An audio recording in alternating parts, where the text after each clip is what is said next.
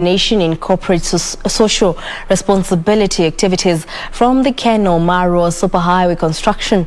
They claim, unlike them, communities in Machakos, Murang'a, Kirinyaga and Nyeri counties residing along the highway have benefited from the construction of markets, schools, Boda sheds and health facilities. To assess the impact of the construction of the Kenol to Marwa highway on communities living along its route, former Embu Senator Lenny Kivuti said he would channel the grievances of Mwea residents to the leadership in Embu County. Kuna plan hapa ya makutano pande ya Kirinyaga. Hao tayari wako na sheds ya kina mama wa soko, wako na shed ya boda, wako na center itajengwa fish market,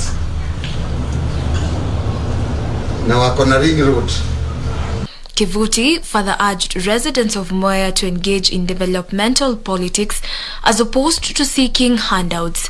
The superhighway project aims at facelifting markets, schools, Boda sheds and health facilities that are close to the superhighway. Jacqueline Masharia for Lunchtime News.